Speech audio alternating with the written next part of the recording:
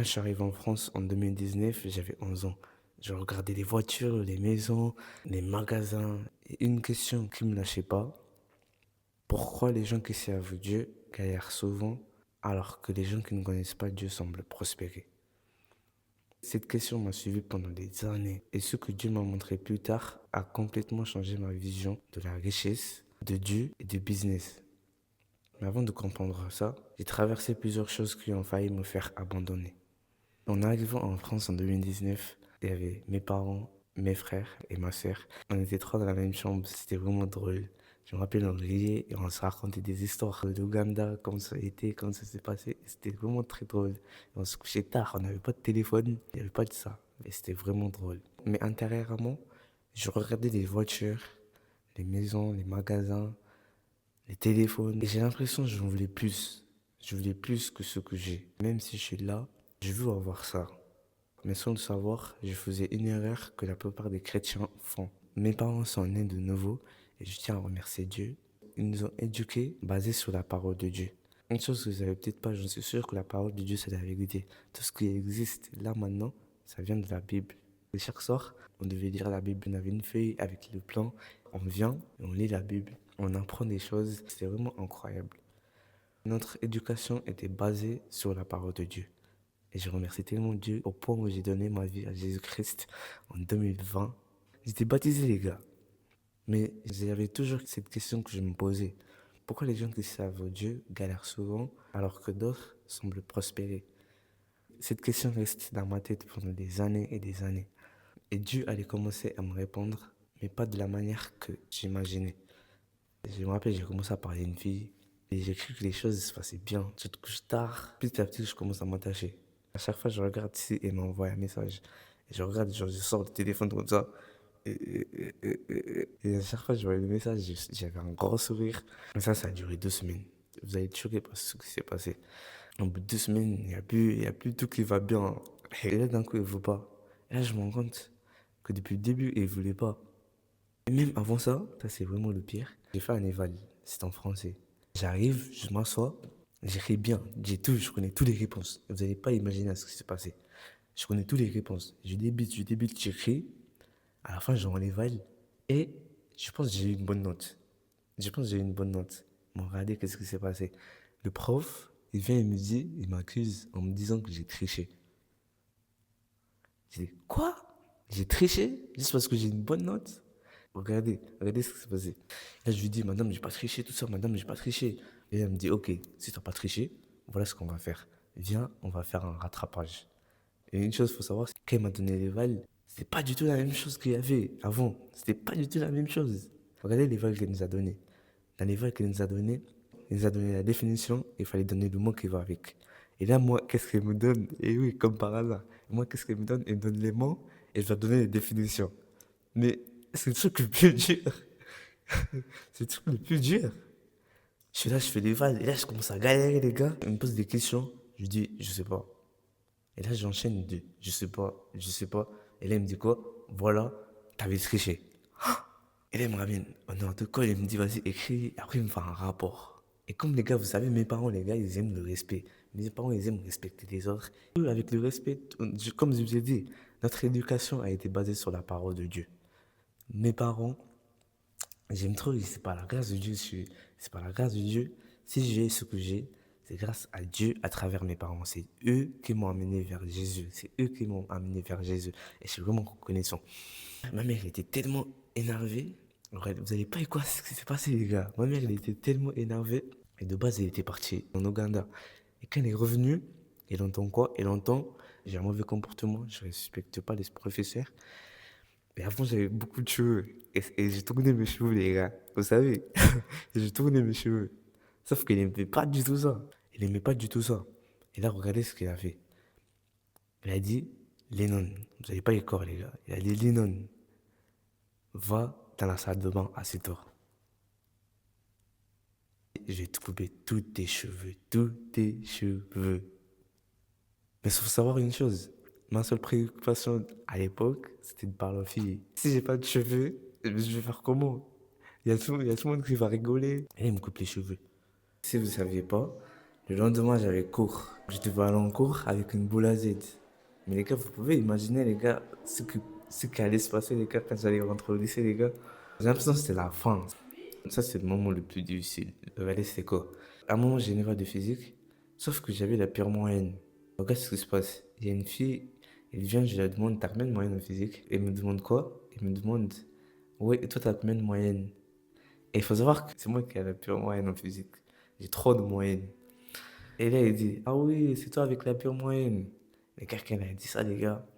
J'étais concentré sur plusieurs projets. Les autres, ils me voient, ils pensent que je suis nul. Alors qu'en réalité, ils ne savent pas vraiment qu'est-ce qui se passe, qu'est-ce que je suis en train de faire, qu'est-ce que je suis en train de construire. Et ce moment-là a déclenché une décision dans mon cœur. Regardez ce que j'ai dit. C'était pendant les vals. Je ne savais pas les réponses, je n'avais pas révisé. Et regardez ce que j'ai décidé de faire. J'ai décidé de laisser les vals. Et j'ai pris une feuille de brouillon. Et j'ai commencé à rédiger, je faisais une prière. Et je parlais à Dieu. Et dans la feuille, j'ai écrit, un jour, les gens diront plus, ah, c'est toi avec la pire moyenne. Ils diront, c'est toi qui es devenu riche avec Dieu. Au nom de Jésus-Christ, j'ai prié. Amen. Mais ce que je ne savais pas encore, Dieu n'allait pas commencer par changer mon argent. Vous voulez savoir quelque chose de fascinant? Le jour où je me suis rendu compte que la fille, elle avait rien à faire avec moi, j'ai prié. Et après, quelques jours plus tard, dans un livre que j'ai lu, il y avait marqué la foi, l'amour, c'est l'une des choses qui pousse les gens à faire beaucoup de choses. Et si tu utilises bien la foi et l'amour, tu peux faire de grandes choses. La plupart des gens qui ont tellement foi en Dieu, ils réussissent. Parfois, les gens qui ont le cœur brisé, ils ont tendance à devenir meilleurs. C'est pour ça qu'il faut bien utiliser ces deux choses, la foi et l'amour. Surtout l'amour. Pourquoi? La plupart des gens, quand ils sont brisés, qu'est-ce qu'ils décident de faire? Ils commencent à parler avec quelqu'un d'autre pour prouver à la personne qui leur a brisé le cœur qu'ils ont tort. Ça, c'est la première chose que ça fait. Mais après, il y a une deuxième chose avec l'amour. J'étais comme ça moi aussi. Au début, ça commence. Tu veux prouver à la personne qui t'a brisé le cœur qu'elle a tort. Tu peux devenir une meilleure personne. C'est pas vraiment comme ça qu'il faut commencer, les gars. Mais moi, j'ai commencé comme ça, mais petit à petit, j'étais en train de construire de la discipline. J'avais prié, rappelez-vous, j'avais prié. J'ai commencé à regarder des vidéos de motivation. Je vais devenir une personne meilleure. Et là, ma discipline, peu à peu, elle commence à augmenter. Je commence à faire du sport, je commence à faire des pompes. Avant, je faisais même pas de pompes. Mais d'un coup, je m'en faire des pompes. Ouais, les gars, je fais des pompes. Moi, je consomme, je consomme, je consomme. Et là, il se passait une action vraiment très importante. Je crée une chaîne de motivation sans montrer mon visage sur YouTube et aussi sur TikTok. Je fais confiance à Dieu et je poste des vidéos. Jour après jour, je poste. Et petit à petit, ces comptes deviennent mes premiers actifs. Ça veut dire quoi un actif? Il y a deux choses. Il y a un actif et un passif. Un passif, c'est quelque chose qui enlève de l'argent de ta poche. Tandis qu'un actif, c'est quelque chose qui ramène de l'argent dans tes poches. Ces deux comptes sont devenus mes premiers actifs. Regarde ce qui arrive. Il y a des vues qui viennent, il y a la croissance, des abonnés qui commencent à venir. Et là, je suis monétisé et je commence à gagner de l'argent. C'est quoi la révélation? Cette révélation, je me suis rendu compte de cette révélation ces derniers moments, ces derniers jours. C'est quoi la révélation? Dieu ne commence pas par changer ce que tu as. Rappelez-vous, je veux avoir plus. Mais regarde ce que Dieu fait. Dieu commence par changer ce que tu deviens. Le plan de Dieu, l'ordre pour le plan de Dieu, c'est être, faire, puis avoir. Sans me rendre compte, en consommant des vidéos de motivation, je suis en train de devenir la personne qui a de la discipline, qui fait du sport, qui se rapproche de Dieu, qui lit sa Bible. Et après, j'ai commencé à faire. Qu'est-ce que j'ai fait? J'ai commencé à faire du sport. J'ai construit de la discipline en lisant ma Bible. Jusqu'à ce que j'ai créé une chaîne de motivation. Mais la plupart des gens vivent dans l'ordre inverse. La plupart des gens regardent ce qu'ils font. La plupart des gens, ils veulent faire, puis avoir, après être. On appelle ça de la frustration. Mais la vraie révélation sur la richesse est arrivée plus tard. En 2026, 12 ans après, j'écoutais Jim Rohn l'autre jour et il disait que si tu veux être en bonne santé, étudie la santé. Et il a aussi dit quelque chose d'incroyable. Il a dit, si tu veux devenir riche, étudie la richesse. J'ai décidé de prendre une décision. Et c'était quoi la décision? D'étudier la richesse. Et pas juste étudier la richesse, mais l'étudier sérieusement. J'ai découvert Myron Golden, ce qu'il fait. La part des gens qui sont riches, ils aiment trop parler avec des mots complexes. Mais lui, il fait pas ça. Il t'explique quelque chose. Quand il parle, tu vois l'image devant toi, tu vois l'image des mots dans ta tête. Tu vois l'image des mots dans ta tête. Mais j'ai lu aussi un livre, Riche Père, Pauvre Père. Je suis en train d'étudier le mindset des millionnaires, le business, l'argent. Vous savez, la plupart des gens galèrent financièrement parce qu'ils n'étudient pas l'argent. Ils pensent que l'argent, c'est quelque chose de mauvais. Ils pensent qu'il ne faut pas parler de l'argent. Regardez le truc le plus impressionnant que j'ai réalisé l'autre jour. Dieu a créé l'arbre. Pourquoi on devrait plus être focalisé à étudier un arbre et ne pas aussi chercher à savoir comment l'argent marche et qu'est-ce qu'on doit faire avec notre argent? Pourquoi on n'étudierait pas l'argent? Je me suis rendu compte que la part des gens galèrent financièrement parce qu'ils ont des mauvaises croyances autour de l'argent. Et en même temps, je retourne dans la Bible. Et le truc le plus impressionnant, c'est que ce que je suis en train d'étudier, quand je reviens dans la Bible, je me rends compte que ça y était. Ça y est dans la Bible. Depuis le début, ça y est dans la Bible. Les gens, ils viennent, ils écrivent quelque chose et ils pensent que c'est eux, ils ont inventé ça. Mais en réalité, ça est déjà dans la Bible. Oh, oh. Je vous donne un exemple ou pas? Regardez. Regardez, pour devenir riche, il faut faire travailler son argent. Et la plupart des gens qui sont riches, ils vont te dire, si tu veux devenir riche, fais travailler son argent. Ça veut dire quoi? Ça veut dire, ne garde pas ton argent dans tes poches, ne garde pas ton argent dans ton compte en banque. Utilise ton argent, mets ton argent en action, mets ton argent dans plusieurs projets, dans plusieurs business, dans plusieurs endroits investis. C'est ça, ça veut dire mettre son argent en travail. Créer en utilisant son argent. Sauf que ça est déjà dans la Bible, les gars. Et c'est où, les gars, c'est où? Vous vous rappelez le parabole avec un maître, avec trois hommes. Et le maître, qu'est-ce qu'il a dit aux trois hommes? Tenez, je vous donne les talents. Il a donné un. Et il a donné à une personne 5, à l'autre 2 et le dernier 3. Et du coup, le mec, il est parti. C'est vraiment un verset incroyable. Matthieu 25, verset 19, ça dit: longtemps après, le maître de ses serviteurs revint et leur fit rendre des comptes. Celui qui avait reçu 5 sacs d'argent s'approcha en apportant 5 autres et dit: Seigneur, tu m'as remis 5 sacs d'argent. En voici 5 autres que j'ai gagnés. Son maître lui dit: C'est bien, bon et fidèle serviteur. Tu as été fidèle avec peu de choses, je te confierai beaucoup. J'ai 5, j'ai multiplié mon argent, j'en ai eu 5. C'est déjà dans la Bible. On ne fait pas vraiment très attention quand on lit la Bible. On lit la Bible juste pour lire. Et une chose qu'on oublie, c'est que la Bible est plus pratique, et particulièrement le livre de Proverbes.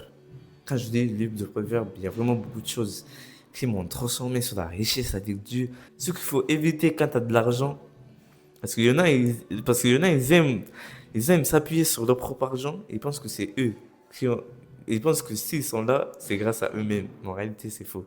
Et c'est là où j'ai découvert quelque chose que presque personne ne comprend sur la richesse.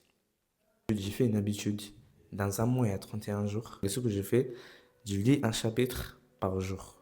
Ils sont en train de transformer par la grâce de Dieu. Et ce que j'essaie de faire, c'est que je mémorise les versets. Par la grâce de Dieu, ils sont en train de transformer les gars d'une manière que je n'avais jamais compris. C'est là où j'ai compris un principe puissant. La richesse ne commence pas avec l'argent. Non, non, non, non. La richesse ne commence pas avec l'argent. Elle commence avec la sagesse. Regardez un exemple. Dieu vient et demande à Salomon: qu'est-ce que tu veux? Qu'est-ce que tu veux? Salomon, il avait été très intelligent. Il n'a pas demandé la richesse. Il a demandé la sagesse. Mais avec la sagesse, la richesse a su la sagesse. La raison pour laquelle je lis Proverbes chaque matin, c'est que Proverbe a été créé par Salomon, l'un des hommes les plus riches et les plus sages. Si tu veux devenir riche avec Dieu et tu lis pas le livre de Proverbes, je me calme, je me calme. Je poursuis la sagesse et la richesse finit toujours par te poursuivre. Beaucoup pensent qu'ils ne peuvent pas devenir riches avec Dieu. Mais en réalité, ils ne savent juste pas comment devenir riche avec Dieu. C'est deux choses différentes. Et là, maintenant, ce que je suis en train de faire, je suis en train d'organiser tout ce que je suis en train d'apprendre, les principes bibliques, le business. Et ce que j'ai décidé de faire, c'est vraiment quelque chose d'impressionnant, c'est que j'ai fait un livre, j'ai fait un e-book. Et cet e-book, c'est sur comment devenir riche avec Dieu. Les 6 étapes pour devenir riche avec Dieu. Dans la prochaine vidéo, je vais te présenter le livre. Ce livre va te transformer, il va transformer ta mentalité. Ça va t'aider à créer de la richesse avec Dieu. Il faut savoir une chose, c'est qu'avant de devenir riche, avant que l'argent vienne dans tes mains, tu deviens d'abord riche dans la tête. Si tu es pauvre mentalement, tu peux que être pauvre dans la vraie vie. Mais si tu es riche mentalement, l'argent va se présenter aussi physiquement. Beaucoup pensent que Dieu et la richesse ne vont pas ensemble, mais la vérité est différente. Et je vais te montrer pourquoi dans ce livre.